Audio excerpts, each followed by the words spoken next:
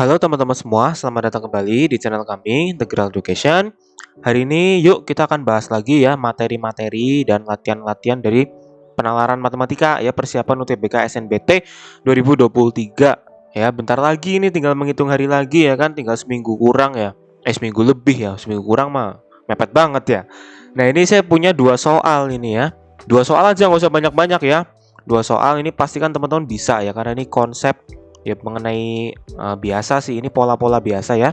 Jadi di sini diberikan partikel yang bergerak dalam lintasan berbentuk lingkaran. Nah, setelah menempuh satu lingkaran penuh, kecepatan putarnya meningkat menjadi dua kalinya, gitu ya. Jadi tambah cepat dia, ya, jadi dua kalinya. Diketahui jari-jari lingkarannya 10 per pi meter. Dan waktu yang dibutuhkan untuk menempuh putaran pertama adalah 2,5 detik.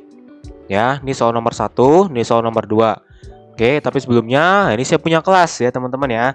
Saya sangat senang sekali ya ternyata dengan adanya kelas ini ya teman-teman banyak yang join kemarin ya. Ya jadi semangat ya untuk belajar ya teman-teman. Yuk kita langsung bahas aja, ini video singkat aja ya, gak usah lama-lama. Untuk cemilan aja sih ini soal ya. Jadi waktu yang diperlukan partikel untuk menempuh sudut sebesar theta pada putaran pertama adalah berapa nih waktunya? Jadi maksudnya misalkan dia di sini nih, ini lintasannya melingkar gini ya. Melingkar gini gitu ya.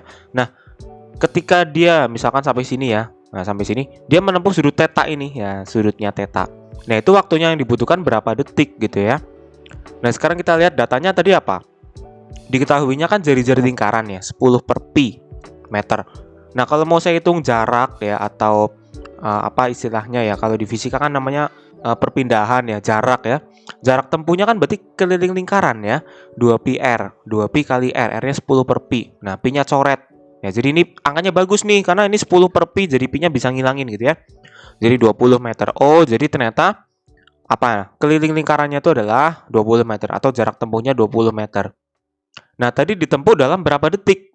Ya, selama 2,5 detik kan tadi kan putaran pertama ya. Nah, sehingga putaran pertama ini ditempuh dengan kecepatan apa? Ingat kalau kecepatan apa? Jarak dibagi waktu ya. Jaraknya adalah 20 meter gitu ya. Selama 2,5 detik ya. Jadi 20 dibagi 2,5. Ini kurang satuannya ya. Satunya harusnya saya tulis. Jadi 20 meter dibagi 2,5 sekon ya. Jadinya 8 meter per sekon. Ini adalah kecepatannya. Nah, sekarang tadi kan saya bilang dia misalkan nyampe sini gitu ya, membentuk sudut theta. Nah, berarti panjang busur atau panjang lintasan pas bentuk sudut theta itu adalah apa? Misalkan L. Ya, ingat rumusnya kalau panjang busur theta per 2pi dikali keliling gitu ya. Kalau juring apa? Theta per 2pi dikali luas ya. Busur dan juring, ingat ya rumusnya ya. Jadi ini theta per 20 dikali keliling, kelilingnya tadi 20. Ya, jadi saya dapati ini dia 10 theta per pi meter. Ya, ingat ini tetanya ya biarin aja ya karena biasa kan ini 2pi-nya kan 360 gitu ya. Tapi di sini karena kita main masih di bilangan gitu ya, di bilangan bukan di sudut, maka ini 2pi bukan 360 ya. Tetanya juga biarkan theta gitu. Nah, berikutnya kalau saya mau cari waktu ya berarti tinggal ini saya bagi dengan kecepatan ya kan. Kan kalau waktu jarak dibagi kecepatan gitu ya. Nah, tinggal saya bagi dengan kecepatannya yaitu 8. Ingat karena ini masih di putaran pertama, kecepatannya masih 8 ya kan. Belum ke putaran kedua, ketiga, keempat gitu ya. Jadi 10 theta per pi meter ya saya bagi dengan ini V. V-nya adalah 8 ini ya.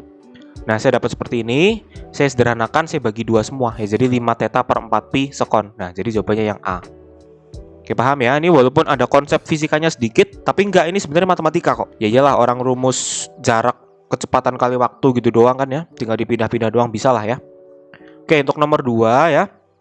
Waktu yang dibutuhkan partikel untuk menempuh putaran ke N adalah berapa nih waktunya? Ya, berarti jawabannya dalam bentuk N kan, karena ini waktu untuk menempuh putaran ke N gitu. Jadi jawabannya pastilah dalam bentuk N. Nah, ini sebenarnya soal mengenai deret geometri, bukan deret ya, barisan ya. Mengenai barisan geometri. Tapi kita bisa sih ngerjain secara manual. Kita lihat aja pola-polanya nih. Misalkan indeks ke I menyatakan putaran ke I. Maksudnya apa? Misalkan putaran ke 1, ya berarti I-nya 1. Putaran kedua, berarti I-nya 2 gitu ya maksudnya ya.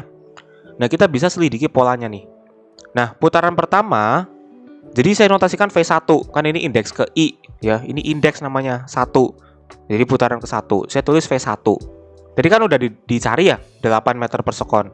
Nah, ini adalah 2 pangkat 3. Nah, polanya kelihatan di sini. Kenapa? Karena ingat tadi kalau menempuh putaran selanjutnya, kecepatannya menjadi 2 kalinya kan?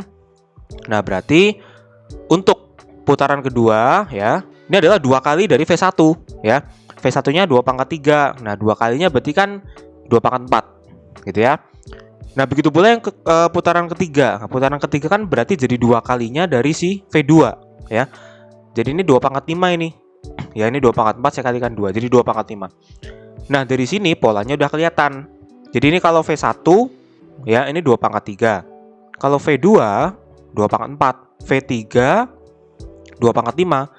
Berarti kalau kecepatan pada putaran ke N itu adalah, nah ini dia. Pangkatnya selisih 2 kan ya?